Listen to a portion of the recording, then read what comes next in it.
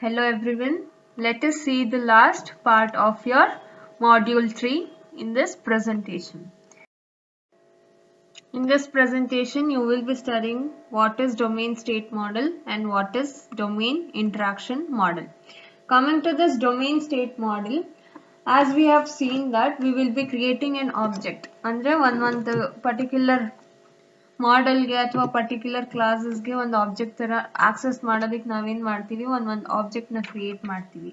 So that object will move from one state to another state. ಅಂದ್ರೆ ಅದ್ರದ್ದು life time ಮುಗಿಯೋಷ್ಟ್ರಲ್ಲಿ ಅದು ಅಂದ್ರೆ object ನ ನಾವು ಡಿಸ್ಟ್ರಾಯ್ ಮಾಡೋಕ್ಕಿಂತ ಮುಂಚೆ ಏನ್ ಮಾಡ್ತೀವಿ, the object will pass some of the states. Each state will be of different one state to one ತರ ಇರುತ್ತೆ. So it is just based on your attributes ಆಗ್ಬೋದು, like what are the constraints we can apply on the attribute value ಆಗ್ಬೋದು, ಅಥವಾ association ಯಾವ ತರ ಮಾಡ್ತೀವಿ, ಅಥವಾ multiplicity ಯಾವ ತರ provide ಮಾಡ್ತಿದೀವಿ, or what are the operations that are applied in that particular state. ಆ state ಅಲ್ಲಿ ನಾವು ಯಾವ ತರ operations ನ apply ಮಾಡ್ತೀವಿ ಅಥವಾ invoke ಮಾಡ್ತಿದೀವಿ, and how it is going to behave. The object ನಾವು ಆಪರೇಷನ್ ನ ಪರ್ಫಾರ್ಮ್ ಮಾಡಿದಾಗ ಯಾವ ತರ ಬಿಹೇವ್ ಮಾಡ್ತಿದೆ ಅನ್ನೋದ್ರ ಮೇಲೆಲ್ಲ it will depend. And the state diagram will define or it describes the various states that the object can consume. ಯಾವ states ನ object assume ಮಾಡ್ಕೊಬಹುದು, like in what states it can move, and what are the properties and what are the limitations that an object can be in. ಯಾವ states ಅಲ್ಲಿ ಇರಬಹುದು ಅಂತ ಹೇಳುತ್ತೆ. and the events that take an object from one state to another state. ಅಂದ್ರೆ ಇವಾಗ object one state ಅಲ್ಲಿ ಇರುತ್ತೆ, based on some event ಅದೇನ್ ಮಾಡುತ್ತೆ, it will move to the other state. So here domain objects pass through distinct states, and this may be on constraints on attribute values or different association, multiplicity, different operations that is called, and the behavior of the operations, and so on.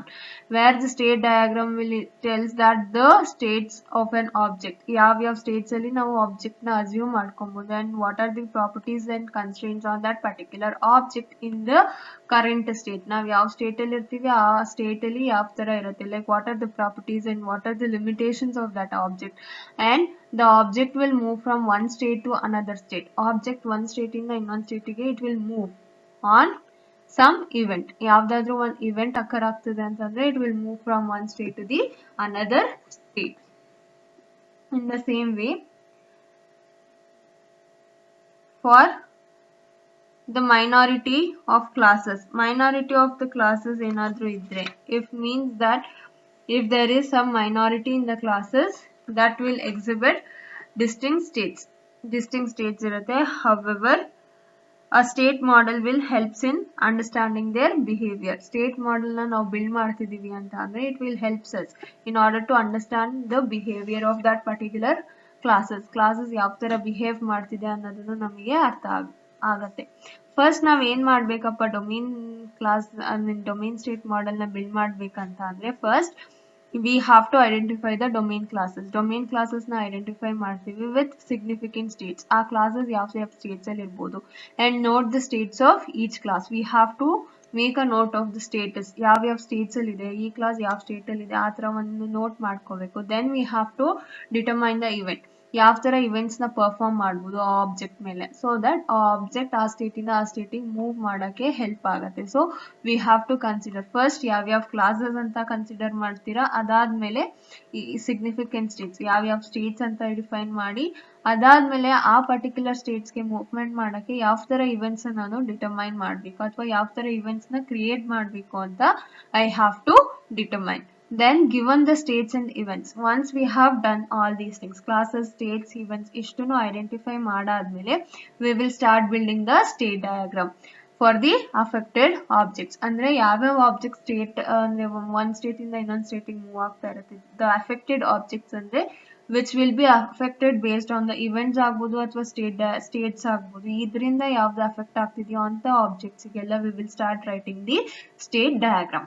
Once we have done with this writing the diagram ಬರ್ದ the state diagram model complete ಆಗ್ತಿದೆ ಅಂತ ಅಂದ್ರೆ we will evaluate that particular blueprint or the diagram. whether it is a correct one and whether it is an completed one. Completed ಮತ್ತೆ correct ಆಗಿದೆಯಾ ಅಂತ we will check it. If it is wrong, we will again iterate that and we will check for the correct state diagram. So this is how we will draw the domain state diagram. And here we have to follow some of the steps in order to construct a domain state model. As we have followed 12 steps in order to build a domain class model, in the same way we have to follow 5 steps in order to build a domain state model. The first step here is we have to identify the domain classes with state. Classes ಮತ್ತು states ಎರಡನ್ನೂ ನಾವು first ಏನು ಮಾಡ್ತೀವಿ identify ಮಾಡ್ತೀವಿ. After that we will find out the states. ಯಾವ states ಅಲ್ಲಿ ಇರಬೇಕಂತ identify ಮಾಡ್ತೀವಿ. Next one is the event. Based on the states we will find out the event, then we will build the state diagram, later we will evaluate that particular state diagram. So these are the 5 stages that should be performed in order to build a domain state model. Let us see each one of these stages in detail. Coming to the first one, that is your identifying classes with states. How to identify the classes with states? ಯಾವ ತರ examine ಮಾಡ್ತೀವಿ ಅಥವಾ ಯಾವ ತರ identify ಮಾಡ್ತೀವಿ ಅಂತಂದ್ರೆ, for this particular thing we have a distinct life cycle. ಅದಕ್ಕೆ ಆದಂತ ಒಂದು life cycle ನ build ಮಾಡ್ತೀವಿ.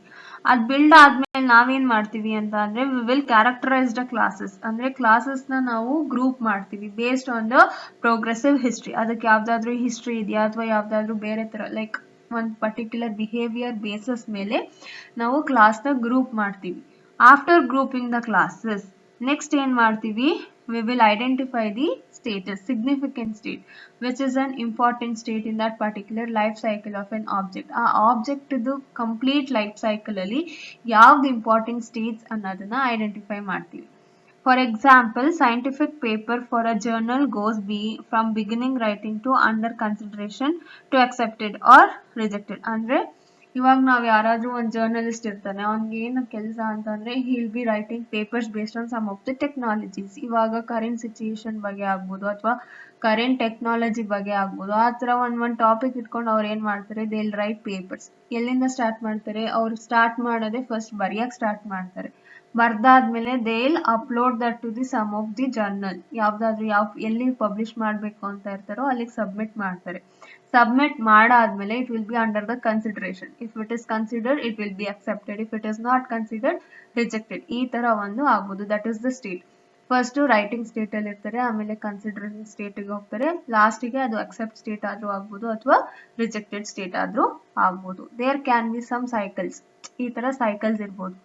Next, if the reviewer asks for revision, ಏನಾದ್ರೂ ರಿವಿಷನ್ ಮಾಡಿ ಅಂತ ಹೇಳಿದ್ರೆ ನಾವೇನ್ ಮಾಡ್ತೀವಿ, the life of this object is progressive. But basically ನಾವು ಅದನ್ನ ಪ್ರೋಗ್ರೆಸಿವ್ ಆಗಿ ಇಟ್ಕೊಂಡಿರ್ತೀವಿ. But on the other hand, an airplane owned by an airline cycles, ಆ ತರ ಏನಾದ್ರೂ ಇದ್ರೆ the states of maintenance, loading, flying and unloading ಈ ತರ ಬರುತ್ತೆ. ಲೈಫ್ ಅದು ಏರೋಪ್ಲೇನ್ ನ ತಗೊಂಡ್ರೆ not every states occur in every cycle. ಒಂದು ಸೈಕಲ್ ಅಲ್ಲಿ ಎಲ್ಲಾ ಸ್ಟೇಟ್ಸು ಅಕರ್ ಆಗ್ಬೇಕಂತ ಏನಿಲ್ಲ. And the probably other states, ಬೇರೆ ಸ್ಟೇಟ್ಸು ಬರ್ಬೋದು. But the life of that object is a cyclic one. Create ಮಾಡ್ತೀನಿ, it will perform some of the states and it will be terminated. Again create an object, it will perform some of the state operation, again it will be terminated. Cyclic ಆಗೇ ಇರುತ್ತೆ. But ಅಲ್ಲಿ ಬರೋಂಥ States ಏನಾಗುತ್ತೆ, that will be different. There are also classes whose life cycle is a chaotic. But most classes with states either progressive ಆಗಿರ್ಬೋದು ಅಥವಾ cyclic. Progressive ಅಂತ ಅಂದ್ರೆ it is not a cyclic one, but it sometimes it could be a cyclic one also. Examine the list of domain classes. First you have to identify the domain classes. Distinct life cycle ಅಂತ ಇರೋಂಥ ಕ್ಲಾಸಸ್ನ identify ಮಾಡ್ತೀನಿ. ಅದಾದ್ಮೇಲೆ ಕ್ಲಾಸಸ್ನ group ಮಾಡ್ತೀನಿ based on the progressive history ಆಗ್ಬೋದು ಅಥವಾ cyclic behaviour. Based on these two consideration I will group the classes. After that identify the significant States.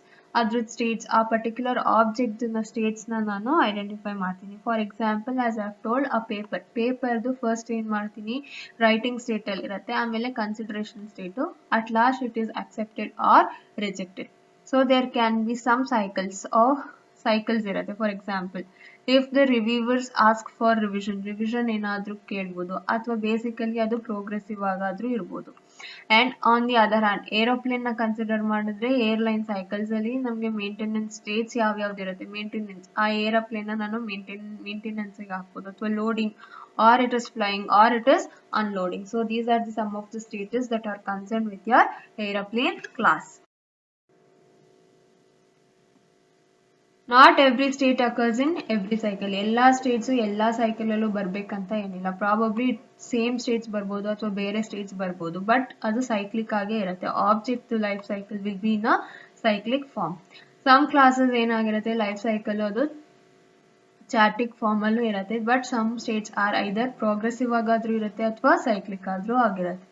For example ATM example ನ ಕನ್ಸಿಡರ್ ಮಾಡಿದ್ರೆ ಇದ್ರಲ್ಲಿ ಏನ್ ಹೇಳ್ಬೋದು ಅಂದ್ರೆ, ಅಕೌಂಟ್ ನ ನಾವು ಬಿಸ್ನೆಸ್ ಕಾನ್ಸೆಪ್ಟ್, ಬಿಸ್ನೆಸ್ ಪರ್ಸ್ಪೆಕ್ಟಿವ್ ಇಂದ ಇಂಪಾರ್ಟೆಂಟ್ ಅಂತ ಹೇಳ್ತೀವಿ. Account is an important business concept, but ಅದ್ರ ಬಿಹೇವಿಯರ್ ಹೆಂಗಿರತ್ತೆ ಅಂದ್ರೆ ATM depends on the state of an account ಯಾವ ಸ್ಟೇಟ್ ಅಲ್ಲಿ ಇದೆ ಅನ್ನೋ ಬೇಸಿಸ್ ಮೇಲೆ ATM ಡಿಪೆಂಡ್ ಆಗುತ್ತೆ.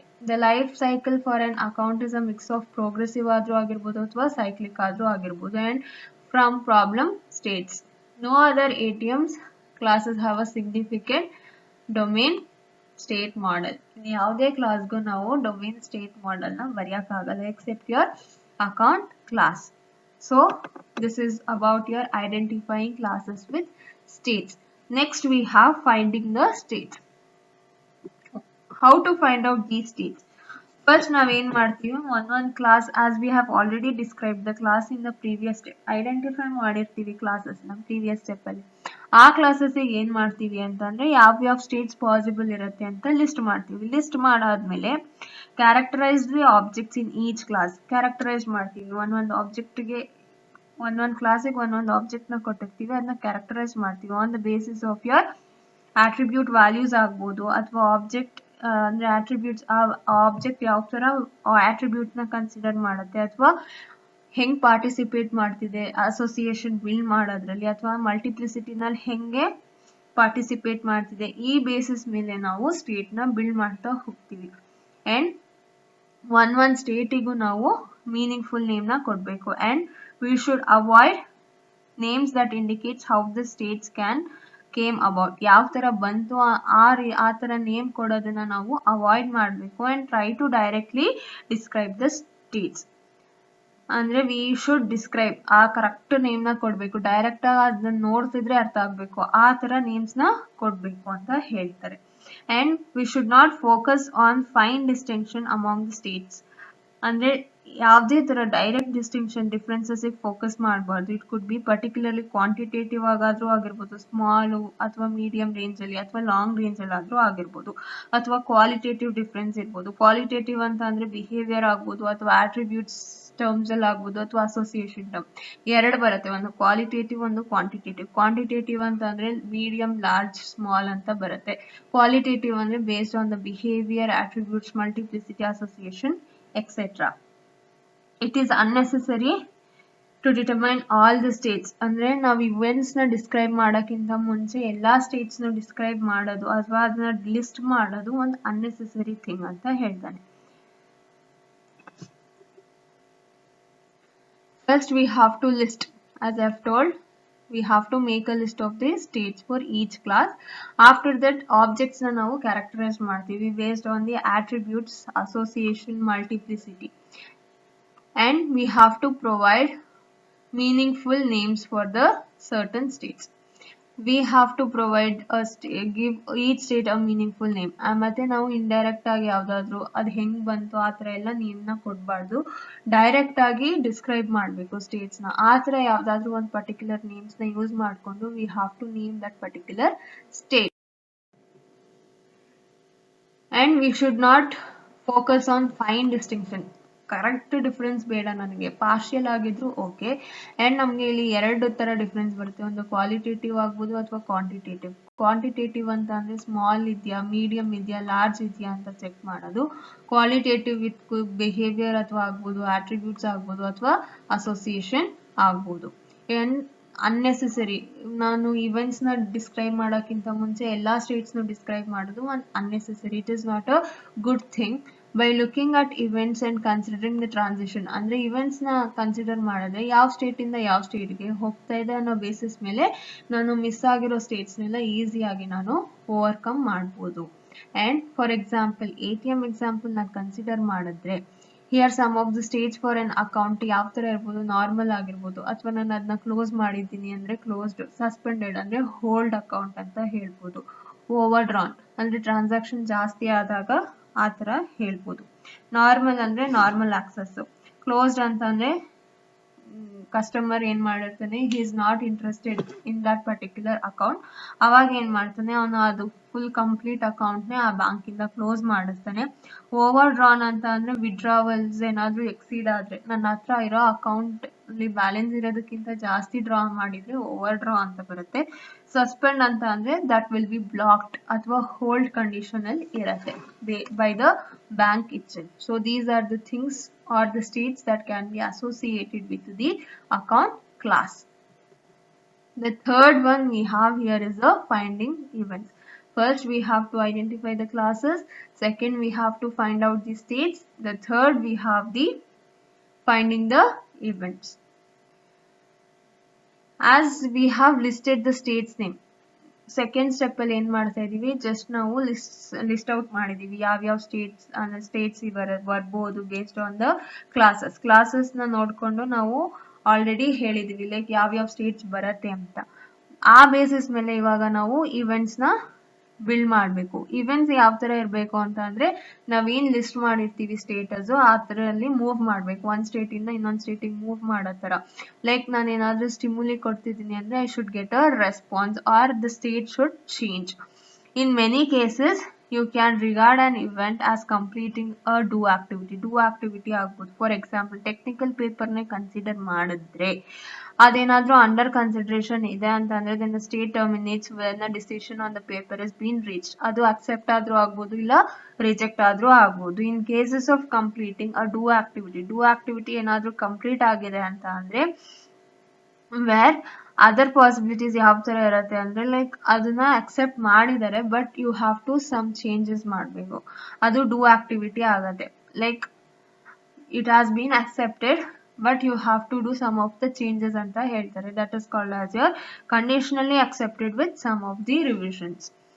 And find out the other events. ಬೇರೆ ಇವೆಂಟ್ಸ್ನ ಒಂದು ಆಬ್ಜೆಕ್ಟ್ನ ಕನ್ಸಿಡರ್ ಮಾಡಿ ಅಥವಾ ಅದನ್ನು ಹೆಂಗೆ ಮೂವ್ ಮಾಡೋದು ಅನ್ನೋ ಬೇಸಿಸ್ ಮೇಲೆ ನಾವು ಇವೆಂಟ್ಸ್ನ ಫೈಂಡ್ ಔಟ್ ಮಾಡ್ಬೋದು. For example if you lift the receiver on a ಟೆಲಿಫೋನಿಂದ ರಿಸೀವರ್ನ ಪಿಕ್ ಮಾಡಿದ್ದೀನಿ ಅಂತ ಅಂದರೆ ಅದು ಡಯಲಿಂಗ್ ಸ್ಟೇಟ್ ಹೋಗುತ್ತೆ. Many telephones have push button to invoke specific function operate ಮಾಡಬೇಕಂದ್ರೆ we have a push button. If you press the redial button phone ಏನಾಗುತ್ತೆ, ನಾವು ಯಾವ ನಂಬರ್ಗೆ ಆಲ್ರೆಡಿ ಕಾಲ್ ಮಾಡಿದ್ವಿ ಆ ನಂಬರ್ಗೆ ಏನಾಗುತ್ತೆ, it will move to the calling state. ಈ ಥರ ಒಂದು ಬಟನ್ನ ಪುಷ್ ಮಾಡಿದ್ರೆ ಅಥವಾ ಪ್ರೆಸ್ ಮಾಡಿದ್ರೆ it will be moving to other states. So there are additional events that can occur within a state. ಒಂದೇ ಸ್ಟೇಟಲ್ಲಿ ಬೇರೆ ಬೇರೆ ಥರ ಇವೆಂಟ್ಸು ಆಗ್ಬೋದು, ಬಿಕಾಸ್ ಸೆಲ್ಫ್ ಲೂಪ್ಸ್ ಆ ಥರನೂ ಮಾಡ್ಕೋಬೋದು, ಬಟ್ ಅದ್ರಲ್ಲಿ ಟ್ರಾನ್ಸಿಷನ್ಸ್ ಇರಲ್ಲ. Domain state model you should focus on events that cause transition among the states also. While building this domain class state model, domain state model ನ build ಮಾಡ್ತಿದ್ದೀನಿ ಅಂತ ಅಂದರೆ ಈ ಥರ ಸೆಲ್ಫ್ ಟ್ರಾನ್ಸಿಷನ್ ಮೇಲೂ ನಾನು ಕನ್ಸಿಡರ್ ಮಾಡಬೇಕಾಗತ್ತೆ. ಫಾರ್ ಎಕ್ಸಾಂಪಲ್ ATMನ ಕನ್ಸಿಡರ್ ಮಾಡಿದ್ರೆ ಅದರಲ್ಲಿ ನನಗೆ ಇಂಪಾರ್ಟೆಂಟ್ ಇವೆಂಟ್ಸ್ ಯಾವ ಥರ ಅಂದರೆ ಕ್ಲೋಸ್ ಅಕೌಂಟ್ ಆಗ್ಬೋದು, withdraw excess funds, repeated incorrected PIN and suspected fraud ಆಗ್ಬೋದು ಅಥವಾ ಅಡ್ಮಿನಿಸ್ಟ್ರೇಟಿವ್ ಆಕ್ಷನ್ಸ್, ಈ ಥರ ಒಂದಷ್ಟು ಇವೆಂಟ್ಸ್ ಬರುತ್ತೆ. Based on the preliminary sets of states, you have to find out the events which will cause the transition among the state. ಒಂದು ಸ್ಟೇಟಿಂದ ಇನ್ನೊಂದು ಸ್ಟೇಟಿಗೆ move ಆಗೋ ಥರ ನಾವು ಇವೆಂಟ್ಸ್ನ ಫೈಂಡ್ ಔಟ್ ಮಾಡಬೇಕು. It will be like a do activity thing. Technical ಪೇಪರ್ನ ಏನಾದರೂ consider ಮಾಡಿದರೆ ವಿಚ್ ಇಸ್ ಅಂಡರ್ ಕನ್ಸಿಡರೇಷನ್ ಇದೆ ಅಂತ ಅಂದರೆ ಎರಡು ಥರ ಪಾಸಿಬಿಲಿಟೀಸ್, ಒಂದು accept ಆಗಿದೆ ಅಂತ, ಇನ್ನೊಂದು ಇಲ್ಲ rejective. That can be a positive one or a negative one.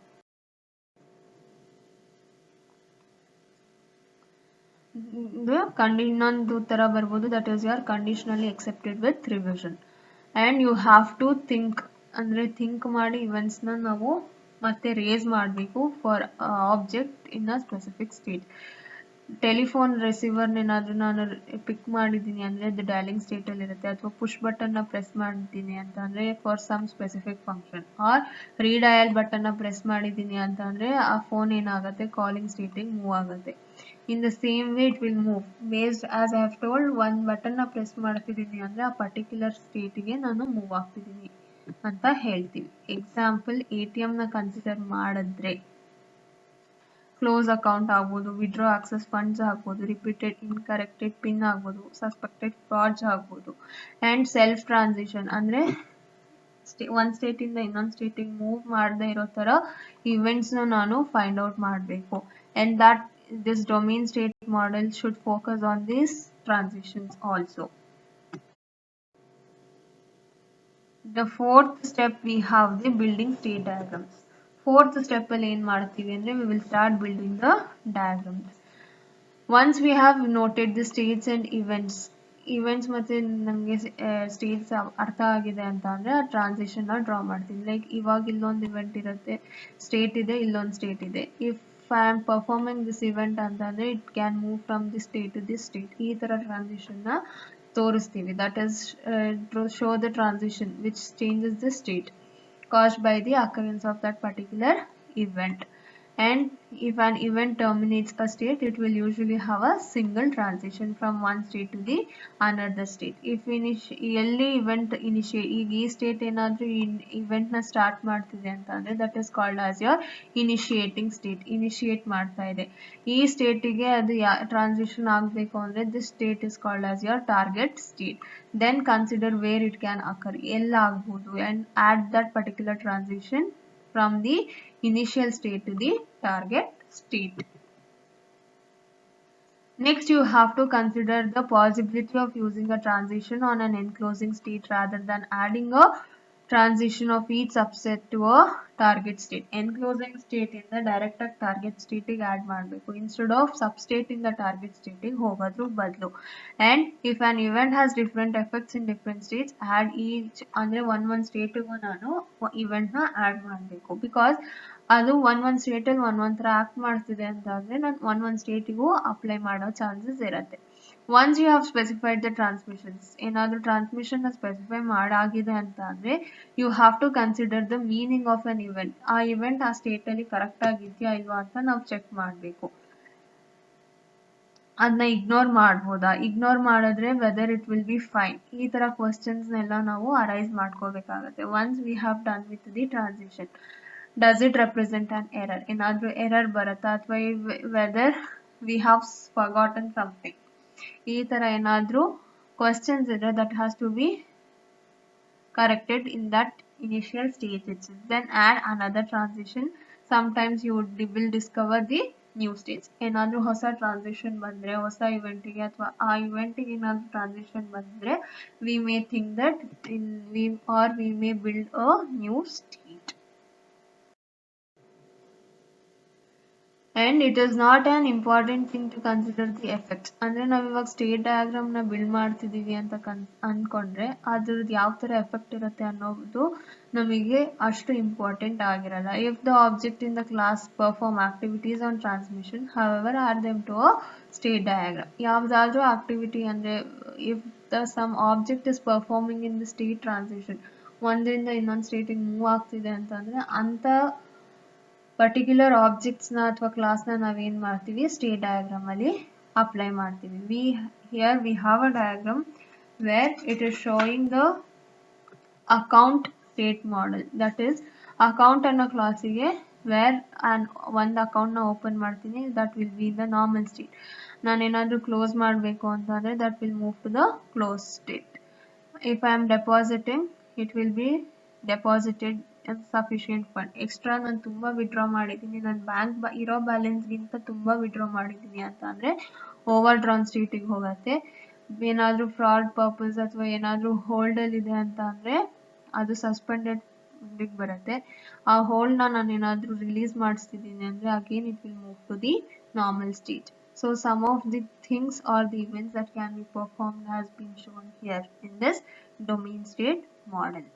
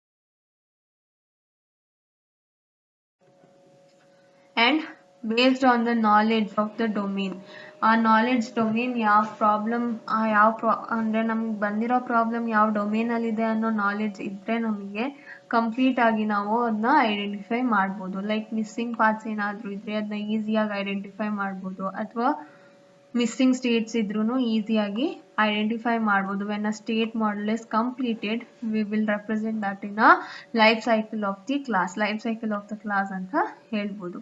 Our state model for the account is a simplistic but which we are satisfied with particular thing what we have done. We may require some of the substantial banking knowledge in order to construct a deeper model. ನಾವು ಇನ್ನ ತುಂಬಾ deep ಆಗಿ ಆ ಮಾಡೆಲ್ನ build ಮಾಡ್ತೀವಿ ಅಂತ ಅಂದ್ರೆ then we have to gain the knowledge with respect to the banking full knowledge ತಿಳ್ಕೊಂಡಿದ್ರೆ ಮಾತ್ರ ನಾವು ಅದನ್ನ ಈಸಿಯಾಗಿ ಬಿಲ್ಡ್ ಮಾಡಕ್ ಆಗತ್ತೆ. Next we have the domain interaction model.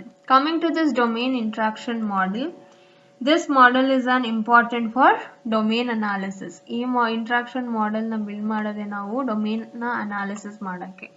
During domain analysis we will take up the key concept and we will show the structural relationship and not the user view of it.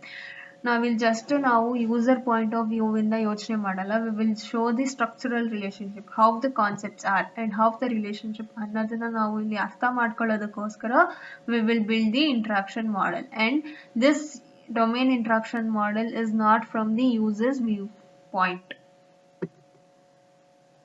Iterating the analysis. Why we have to go for this iterating the analysis? ನಾವು ಒಂದೇ pass ಅಲ್ಲಿ complete ಆಗಿ ಅಂದ್ರೆ correct model ನ ನಾವು build ಮಾಡಕ್ ಆಗಲ್ಲ.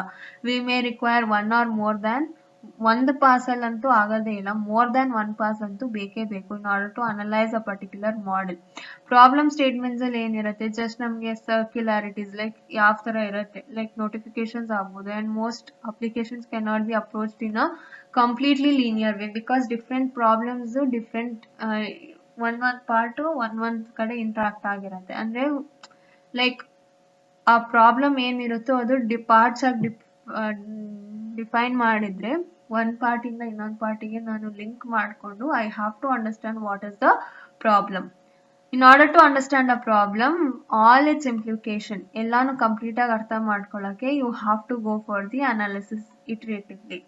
ಅಂದ್ರೆ ಸ್ಟೆಪ್ ಬೈ ಸ್ಟೆಪ್ ಅನಾಲಿಸಿಸ್ ಮಾಡಿದ್ರೆ we can understand it in a easy way. Preparing a first approximation to the model, then iterating the analysis as your understanding increases. ನಮ್ಮ understanding ಹೆಂಗಿರತ್ತೋ ಆ basis ಮೇಲೆ ನಾವು ಫಸ್ಟ್ ಒಂದು ಮಾಡೆಲ್ನ approximation ಆಗಿ build ಮಾಡ್ತೀವಿ. There is no firm line between the analysis and the design, so don't overdo it. ಅಂದ್ರೆ ಎರಡು same ಇರಬೇಕು ಅಂತ ಏನು ಇಲ್ಲ. Like analysis can be different and the design part could be a different one. Verify the final analysis with requested and application domain experts. ನಾವು ಏನಾದರೂ ಒಂದ್ಸತಿ ಅದನ್ನ ಅನಾಲಿಸಿಸ್ ಮಾಡಿದೀವಿ ಅಂತ ಅಂದ್ರೆ ವಿ ಹ್ಯಾವ್ ಟು ವೆರಿಫೈ. ಯಾರ ಹತ್ರ ಅಂದ್ರೆ ಫಸ್ಟ್ ನಾವು ಕನ್ಸ್ಯೂಮರ್ ಅಂದ್ರೆ ಯಾರು ನಮಗೆ ರಿಕ್ವೆಸ್ಟ್ ಮಾಡಿರ್ತಾರೆ ಅವ್ರ ಹತ್ರನೂ ವೆರಿಫೈ ಮಾಡಬೇಕು. Then we have to go for the domain experts. Domain experts ಅಂದ್ರೆ ಆ ಪ್ರಾಬ್ಲಮ್ ಡೊಮೇನ್ ಅಲ್ಲಿ ನಾಲೆಡ್ಜ್ ಯಾರಿಗೆ ಜಾಸ್ತಿ ಇರುತ್ತೋ ಅವ್ರ ಹತ್ರನೂ ಹೋಗಿ we have to verify whether this particular analysis is correct or not. Again, in order to do this particular thing, we have 4 steps. That is refining the analysis model, restating the requirements, and the analysis and design. So we have 3 steps, that is refining the analysis model, if restating the requirements, and the last one is analysis and design. Coming to the first one, that is refining and the analysis model. The overall analysis model ಏನ್ ತೋರಿಸುತ್ತೆ ಅಂದ್ರೆ it may show the inconsistency ಅಥವಾ ಏನಾದ್ರೂ imbalance ಇದ್ರೆ within or across the model. Model build ಮಾಡಾದ್ಮೇಲೆ ಏನಾದ್ರೂ inconsistency ಅಥವಾ imbalance ಇದ್ರೆ that should be shown by this analysis. Iterate the different portions. one part ಆಗಿ ಡಿವೈಡ್ ಮಾಡಿಕೊಂಡು ನಾನು ಅದನ್ನ ಇಟ್ರೇಟ್ ಮಾಡಿ ಅನಾಲಿಸಿಸ್ ಮಾಡಿದಾಗ ಏನಾಗುತ್ತೆ, I may get the cleaner and the coherent model. And by this time I have to refine the classes in order to increase the sharing and improve the structure. Sharing ಅಂತ ಅಂದ್ರೆ ಒಂದು ಕ್ಲಾಸಿಂದ ಇನ್ನೊಂದು ಕ್ಲಾಸ್ಗೆ data share ಮಾಡೋದಾಗ್ಬೋದು ಅಥವಾ ಆ structure ನಾನು ಏನು ಮಾಡೆಲ್ ಬಿಲ್ಡ್ ಮಾಡ್ತಿದ್ದೀನಿ ಆ ಸ್ಟ್ರಕ್ಚರ್ನ ಇಂಪ್ರೂವ್ ಮಾಡೋದು, ಇದೆಲ್ಲ I have to overcome. ಅಂದ್ರೆ I have to restate these things. Some concepts will feel awkward. ಅಂದ್ರೆ ಒಂದು ಚೆನ್ನಾಗಿ ಕಾಣಲ್ಲ ಅಥವಾ ಫಿಟ್ ಆಗದೆ ಇರ್ಬೋದು. ಆ ಥರದನ್ನೆಲ್ಲ ಮತ್ತೆ ನಾನು ರೀಎಕ್ಸಾಮೈನ್ ಮಾಡಬೇಕು ಅಂದ್ರೆ I have to analysis those things again and I have to make a correct model.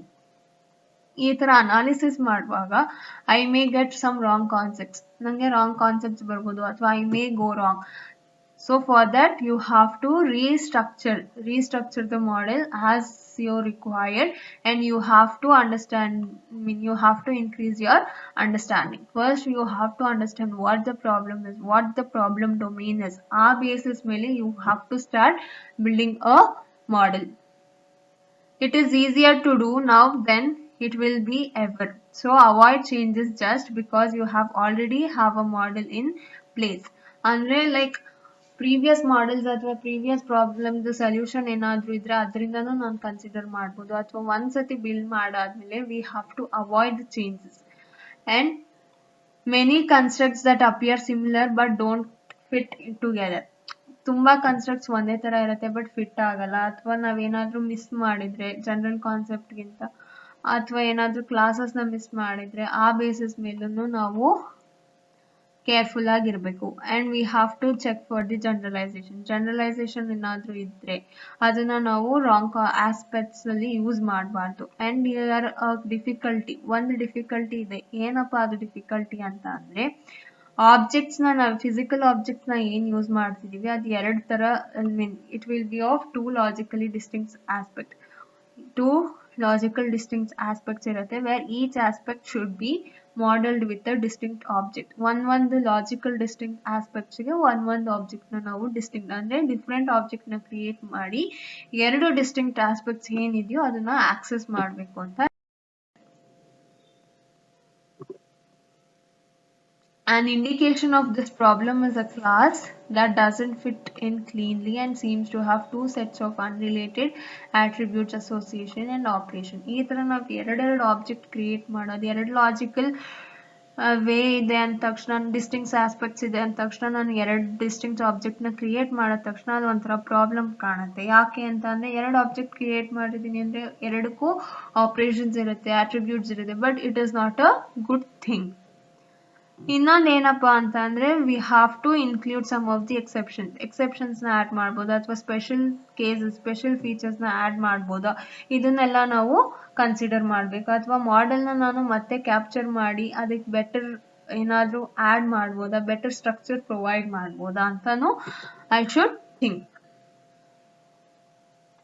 Consider structuring your model in order to capture the constraints better within its structure. ಅದ್ರ structure ಅಲ್ಲೇ ನಾನು constraints ನೆಲ್ಲ correct ಆಗಿ ಅರ್ಥ ಮಾಡ್ಕೊಂಡು restructure ಅಂದ್ರೆ I have to rebuild the model and you have to be aware of your codifying. ಅಂದ್ರೆ ನಾನು ಏನಾದ್ರೂ ಇಂಪ್ಲಿಮೆಂಟ್ ಮಾಡುವಾಗ ಕೋಡ್ ಬಿಲ್ಡ್ ಮಾಡುವಾಗ I have to be careful, and software should facilitate operations of the business and not inhibit reasonable changes. Softwares ನಾನು ಏನು use ಮಾಡ್ತಿದ್ದೀನಿ ಅದು ಕರೆಕ್ಟಾಗಿ ವರ್ಕ್ ಮಾಡಬೇಕು and it should not provide any like reasonable changes ನ provide ಮಾಡಬಾರ್ದು. and you have to remove some of the classes ಅಥವಾ associations ನ ನಮಗೆ ಏನಾದ ಎಕ್ಸ್ಟ್ರಾ ಅನ್ಸಿದ್ರೆ ಫಸ್ಟ್ ಫಿಟ್ ಅಲ್ಲೇ ಅದನ್ನ ಈಸಿಯಾಗಿ ರಿಮೂವ್ ಮಾಡ್ಬೋದು. 2 classes in the analysis can be combined. 2 class ನ ಈಸಿಯಾಗಿ ಕಂಬೈನ್ ಮಾಡ್ಬೋದು. ಬಟ್ ಅದ್ರ ಡಿಫ್ರೆನ್ಸಿಯೇಷನ್ ಹೆಂಗಿರತ್ತೆ ಅಂತ ಅಂದ್ರೆ ಡಿಫ್ರೆನ್ಸಿಯೇಷನ್ ಏನಿರುತ್ತೋ ಅದು ಬೇರೆ ಮಾಡೆಲ್ ಬೇರೆ ಪಾರ್ಟ್ ಏನಿರುತ್ತೋ ಮಾಡೆಲ್ದು ಅದಕ್ಕೆ ಎಫೆಕ್ಟ್ ಆಗಬಾರ್ದು. ಆ ಥರ ಏನಾದರೂ ಇದ್ರೆ we can combine and we should provide a meaningful way after combining those 2 classes. And there is a tendency for models to grow as analysis proceeds. Analysis ಮಾಡ್ತಿದ್ದಂಗೆ ಮಾಡೆಲ್ ತುಂಬಾ ದೊಡ್ಡದು ಆಗ್ಬೋದು and the amount of development work escalates as a model becomes large in size. Take a close look at your model and ಏನಾದರೂ ಅಲ್ಲಿ minor concepts ಇದ್ರೆ ಅಥವಾ abstractions ಏನಾದರೂ ಇದ್ರೆ we can simplify that particular model. You can introduce abstraction ನ provide ಮಾಡ್ಬೋದು ಅಥವಾ ಏನಾದರೂ ರಿಮೂವ್ ಕ್ಲಾಸಸ್ ಅಂದ್ರೆ which is not a good thing. ಅಂದ್ರೆ ಫಸ್ಟ್ ಸ್ಟೆಪ್ ಅಲ್ಲೇ ನನಗೆ ಅದೇನಾದ್ರೂ ಎಕ್ಸ್ಟ್ರಾ ಅನ್ಸಿದ್ರೆ ಈಸಿಯಾಗಿ ಅದನ್ನ ರಿಮೂವ್ ಮಾಡ್ಬೋದು. ಆಫನ್ 2 classes ಇಂದ analysis can be combine. 2 classes ನ ನಾನು ಈಸಿಯಾಗಿ ಕಂಬೈನ್ ಮಾಡ್ಬೋದು. ಯಾವಾಗ ಮಾಡ್ಬೋದು ಅಂತ ಅಂದ್ರೆ ಬೇರೆ ರೆಸ್ಟ್ ಆಫ್ ದ ಮಾಡೆಲ್ ಏನಿರುತ್ತೋ ಅದಕ್ಕೆ ಪ್ರಾಬ್ಲಮ್ ಮಾಡದೆ ಅದು ಎಫೆಕ್ಟ್ ಮಾಡದೆ ಅದಕ್ಕೆ ಮೀನಿಂಗ್ ಫುಲ್ ಆಗಿದೆ ಅಂತ ಅಂದ್ರೆ then I can combine those 2 classes and the model should have a tendency to grow as the analysis proceeds. Analysis ಆಗ್ತಿದೆ ಅಂತ ಅಂದ್ರೆ model grow ಆಗಬೇಕು and that can become in large in size. Size ಅಲ್ಲಿ ಜಾಸ್ತಿ ಆಗ್ಬೋದು. Even a good model ಅಲ್ಲಿ ಏನಿರುತ್ತೆ ಅಂದ್ರೆ where it will have some small areas but design ಏನಾಗಿರುತ್ತೆ adequate and it feels quite good. Next we have the restating the requirements. How to restate these requirements? Analysis ಆದ್ಮೇಲೆ model ನ build ಮಾಡ್ತಾ ಇರ್ತೀವಿ. Build ಮಾಡುವಾಗ ಏನಾದ್ರೂ requirements ಅಲ್ಲಿ ನಾನು ಮತ್ತೆ ರೀಸ್ಟೇಟ್ ಮಾಡಬೇಕು ಆ ಥರ ಏನಾದ್ರೂ ಇದ್ರೆ ಅದನ್ನೆಲ್ಲ ನಾನು ಫ್ಯೂಚರ್ ಡಿಸ್ಕ್ಲೋಸರ್ ಅಂತ ಹೇಳ್ಬಿಟ್ಟು ಅಲ್ಲಿ ಡಿಫೈನ್ ಮಾಡ್ಬೋದು. ಅಂಡ್ ರಿಯಲ್ ರಿಕ್ವೈರ್ಮೆಂಟ್ಸ್ ಏನಾದರೂ ಇದ್ರೆ if the real requirements are acting as a part of the model then in addition to have some of the performance constraints ಬರ್ಬೋದು. that should be stated clearly. ಯಾವ ಥರ ಏನಾದರೂ performance constraints ಅಥವಾ performance ಟೈಮಲ್ಲಿ problem ಆಗುತ್ತೆ ಅನ್ನೋ ಥರ ಇದ್ರೆ ಅದನ್ನ ನಾನು ಕ್ಲಿಯರ್ ಆಗಿ ಸ್ಟೇಟ್ ಮಾಡಿರಬೇಕು and together with the optimization criteria. And if you have any other requirement specification ಆ ಥರ ಏನಾದರೂ ಇದೆ ಅಂತಂದರೆ that should be taken as a challenged one if it is possible. ಅದಾಗತ್ತೆ ಅಂದರೆ ಮಾತ್ರ we can accept it as a challenge thing. When the analysis is complete ಆಗಿದೆ ಅಂತಂದರೆ model will serve as the basic ಆಗಿ act ಮಾಡುತ್ತೆ for the complete requirements. Most of the real requirements ಅದು ಒಂದು ಮಾಡೆಲ್ದು part ಆಗಿ work ಮಾಡ್ತಾ ಇರುತ್ತೆ. In addition ನಮ್ಗೆ ಏನಾದರೂ ಬೇಕು ಅಂತ ಅಂದ್ರೆ ಸಮ್ ಪರ್ಫಾರ್ಮೆನ್ಸ್ ಕನ್ಸ್ಟ್ರೆಂಟ್ಸ್ ನಾವು ಆಡ್ ಮಾಡ್ಬೋದು. ಆಡ್ ಮಾಡಿದಾಗ ಅದು ಆ ಸ್ಟೇಜ್ ಅಥವಾ ಅದು ಕಂಪ್ಲೀಟ್ ಮಾಡೆಲ್ನ ಈಸಿಯಾಗಿ ಕ್ಲಿಯರ್ ಆಗಿ ಸ್ಟೇಟ್ ಮಾಡಬೇಕು. Other requirements will have the methods of solution and should be separated and challenged. ಅಂದ್ರೆ like if there is a challenge whether it is possible or not ಅನ್ನೋದನ್ನ ನಾವು ಫಸ್ಟು ಅರ್ಥ ಮಾಡ್ಕೋಬೇಕು. You should verify the final model with the requester. ನಾವು ಒಂದ್ಸತಿ model ನ build ಮಾಡಾಗಿದೆ ಅಂತ ಅಂದ್ರೆ ರಿಕ್ವೆಸ್ಟರ್ ಹತ್ರ ಹೋಗ್ಬೇಕು, ವೆರಿಫೈ ಮಾಡಬೇಕು. ಜೊತೆಗೆ ಡೊಮೇನ್ ಎಕ್ಸ್ಪರ್ಟ್ ಯಾರು ಇರ್ತಾರೋ ಅವ್ರ ಹತ್ರನೂ ಹೋಗಿ ನಾವು ಅದನ್ನ ವೆರಿಫೈ ಮಾಡ್ಕೋಬೇಕು. ಡ್ಯೂರಿಂಗ್ ಅನಾಲಿಸಿಸ್ ಸಮ್ ರಿಕ್ವೈರ್ಮೆಂಟ್ಸ್ ಅದು ಇನ್ಕರೆಕ್ಟ್ ಆಗಿರುತ್ತೆ ಅಥವಾ ಅದನ್ನ ಪ್ರಾಕ್ಟಿಕಲ್ ಆಗಿ ಬಿಲ್ಡ್ ಮಾಡಕ್ ಆಗದೆ ಇರ್ಬೋದು. ಆ ಥರ ಏನಾದರೂ ನನಗೆ ಎರರ್ ಬಂದಿದೆ ಅಂತ ಅಂದ್ರೆ ನಾನು ಕಸ್ಟಮರ್ ಹತ್ರ ಅಥವಾ ರಿಕ್ವೆಸ್ಟರ್ ಹತ್ರ ಹೋಗಿ ವೆರಿಫೈ ಮಾಡೋ ಅಂತ ಟೈಮಲ್ಲಿ I may tell them like ಈ ತರ ರಿಕ್ವೆಸ್ಟ್ ನ ನಾವು ಮಾಡಕ್ಕಾಗಲ್ಲ ಅಥವಾ ಆ ರಿಕ್ವೆಸ್ಟ್ ಇನ್ಕರೆಕ್ಟ್ ಇದೆ ಅಂತ ಹೇಳಿ ಅವರಿಗೆ ಹೇಳಿದಾಗ ಅವ್ರು ಏನ್ ಮಾಡ್ತಾರೆ, ಅದಕ್ಕೆ ಬೇರೆ ಆಲ್ಟರ್ನೇಟಿವ್ ಹೇಳ್ಬೋದು ಅಥವಾ ನಾವೇ ಸಜೆಸ್ಟ್ ಮಾಡಿರೋಂಥ ಕರೆಕ್ಷನ್ ನ ಅವರು ಅಡಾಪ್ಟ್ ಮಾಡ್ಕೊಬಹುದು. So requirement sometimes could be incorrect ಅಥವಾ ಇಂಪ್ರಾಕ್ಟಿಕಲ್ ಆಗಿರ್ಬೋದು. So confirm the corrections to the requirements. And business experts ಹತ್ರನೂ ಹೋದಾಗ they will verify and analyse the model in order to make sure that it is correct ಆಗಿದೆಯಾ, real world ಜೊತೆ ಕರೆಕ್ಟಾಗಿ work ಆಗತ್ತಾ ಅಂತ ಅವ್ರು ಚೆಕ್ ಮಾಡ್ತಾರೆ. We have found analysis models to be an effective means of communication with business experts who are not a computer experts. Computer experts ಆಗಿರಬಾರ್ದು, they should be the domain experts itself. The final verified analysis model serves as a basis for system architecture.